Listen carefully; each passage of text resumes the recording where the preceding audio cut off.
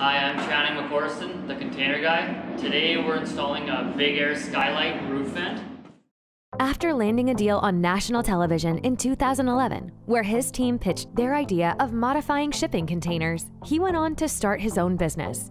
Since then, he's completed thousands of container modifications for clients in every major industry. Now he wants to teach you everything he knows about container modifications and accessories. Channing McCorriston is the container guy.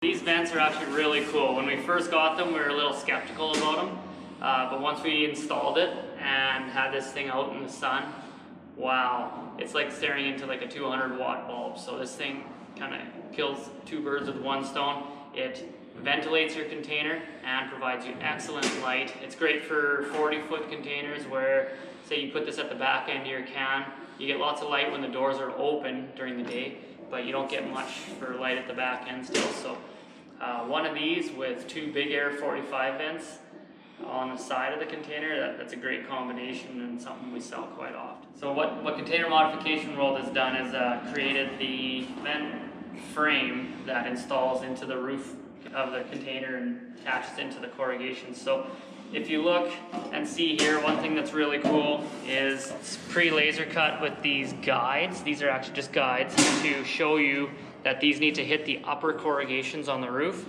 So if we lay it back down, you can see that those line up with the upper corrugations. In this position, you know you have it right. Your rivets are going to install in the upper corrugation. There's this bottom flange here that will stop the water on this lower corrugation and allow the water to flow to the one side or the other.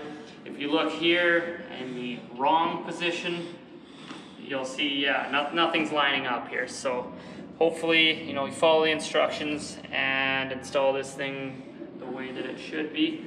It really only likes to go in one way. Now for the vent, it also only goes on one way. It fits nicely that way, it doesn't fit this way. If you were to install this, you want to make sure you put silicone all along this flashing, set your vent in place. You can silicone again and then install. These also only go one way. Hopefully I got them right. Yep. So, and you'll have to drill through these holes, through the plastic. The holes are laser cut perfectly on the other side as well. And then just rivet this vent in.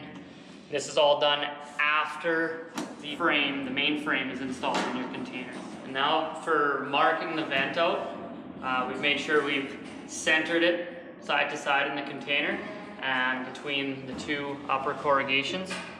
So it's quite simple. The frame itself is your marking tool, so you just drag your pen as straight as you can, or your marker, down along the side.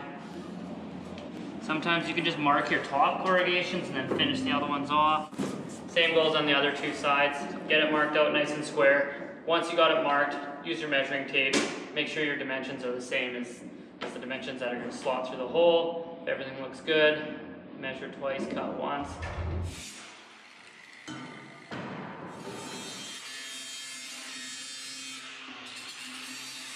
So we've got our hole cut out now, and frame in place. Before we silicone it all in, just so you're not making a mess, we'll pre-drill the holes. I'm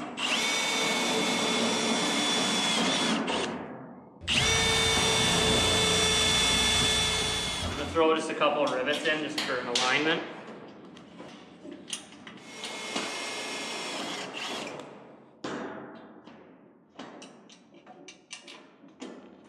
And now, when you drill all your other holes, it's not going to go wonky on you. The edge that we're not able to get at after this is installed is the top corrugation, so we can hit these now with some silicone. Just go right over. I'm going to set our frame in place. Drop our rivets in.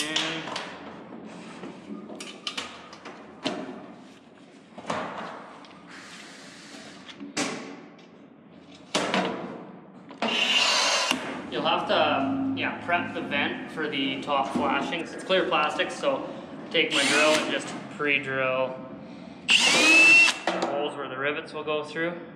You can even just set a rivet in there temporarily for alignment. Just keep going.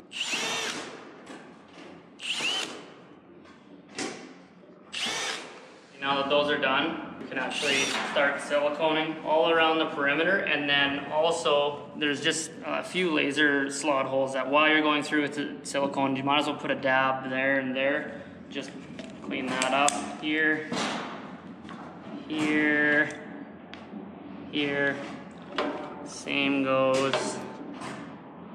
Just do the perimeter kind of even where the screw holes are, just so you know you're sealing them up. The final steps to place your top flange on there.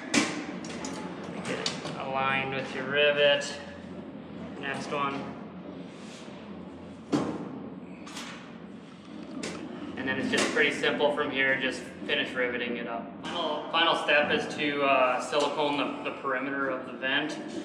One thing to note, and we've learned, is don't use just straight caulk. Like, you have to use something with the silicone in it, otherwise the caulking will it'll crack and leak over time. So something, outdoor rated silicone that does the best job, and just go around the perimeter, use your finger or glove or whatever and clean it all up. Make sure you get everything nice and sealed up, because that's what's stopping the water from penetrating into your container. Okay, so we're back here now. We got both the skylights installed in this container. As you can see, they're letting in a ton of light. We'll just lock ourselves in here right now. We've got the doors closed just to show how much light is actually coming into this container just from these two lights. This container's actually been repainted on the interior, so it's a darker color than they're normally, so it would be even brighter in here if this was the stock container interior color. So that wraps up our big air skylight vent installation. If you're interested in getting additional ventilation for your container, head to planmycan.com, browse the different options, and use the 2D planning tool to place them exactly where you want them. Don't forget to smash that like button, subscribe, and ring the notification bell. Leave any comments or questions below, and check us out at tcg.ca. Hope you learned something.